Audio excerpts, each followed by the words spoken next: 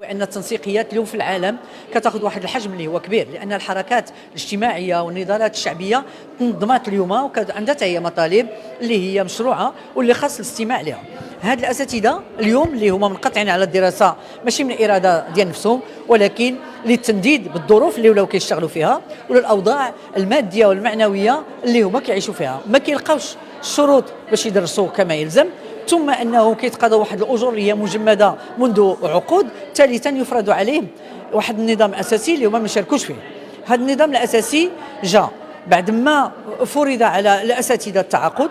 حنا بغينا الاساتذه يكونوا في الوظيفه العموميه باش يمكن لهم يتقدموا ويتطوروا ونتبعوهم التكوين المستمر، لان الاستاذ هو الركيزه الاساسيه ديال النهوض بالمنظومه ديال التعليم العمومي في بلادنا والبحث العلمي وكذا، هما اللي كيوجدوا لنا الاطر، لا اطباء ولا مهندسين ولا غيرهم. ولهذا اليوم تنظن هذا الوقفه اللي وقف السيد رئيس الحكومه وقال لهم غادي يكون توقيف النظام هذا او تجميد النظام الاساسي. هذا الشيء ما تيكفيش، لان التجميد خص مراجعه جذريه لهذا النظام الاساسي بما ينصف المدرسه العموميه والاستاذ والاستاذه. هيئه ديال التدريس كلها يجب انصافها. انا كنقول لهم كيقول لك ما عندناش فلوس، ما عندناش.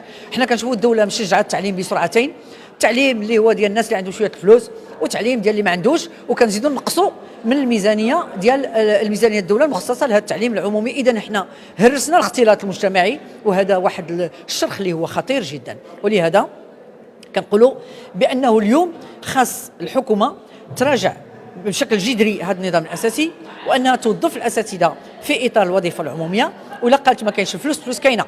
الدوله كتبقى اكبر مستثمر، 335 مليار ديال الدرهم غير هذه السنه، وحنا كنعتبروا بان احسن واجود واكبر استثمار هو في العقول، هو في بناء الاطر. اذا خاصنا نستثمروا في كليه الطب واحد باش نكملوا 12 ديال الكليه في 12 جهات عموميه ومجانيه بالضروره، واننا نوجدوا 12 ديال لي سي اش اللي اليوم قال لكم باعوهم واحد الخصصه مقنعه في اطار لي فينانسمون انوفون بلا ما يتشاوروا حتى مع البرلمان، ما قالوا لنا حتى شي حاجه. وانهم يستثمروا في الاستاذ، يزيدوا 5000 درهم في الشهر، 5000 درهم في الشهر غادي يتنفس عليهم شي شويه وغادي يرجعوا للاقسام، علما بانه خاص اصلاح ديال الشروط والظروف اللي كيقريو فيها، اصلاح المناهج باش تبدا تربي عند الشباب الحس النقدي والمواطناتي والقيم الرافعه باش يمكن لنا نخدموا. اذا خاص المنظومه نشوفوا لها ونعتبروها اولى الاولويات، وان هناك ربط جدلي كبير ما بين النهوض بالمنظومه الصحيه وما بين النهوض بالمنظومه التربويه التعليميه ديال التعليم العمومي. خصها صحه عموميه، خصها تعليم عمومي، وغادي نبنيو الركيزتين الاساسيتين باش غدا نحلموا بشي تنميه وشي عداله اجتماعيه ومجاليه في بلادنا، وكذلك بالعيش الكريم بالنسبه لكل المغربيات والمغاربه. اولا ما كاينش تطبيق القانون هنايا، كاين دستور كيحمي الحق في الاضراب، واليوم بان بان هاد الاساتذه مدربين على مطالب مشروعه، وانه ليست هناك مطالب فقط خبزيه، ولكن هناك مطلب للنهوض بالمدرسه العموميه بكل اسلاكها كرافعه اساسيه من الرافعات ديال التنميه المنشوده في بلادنا.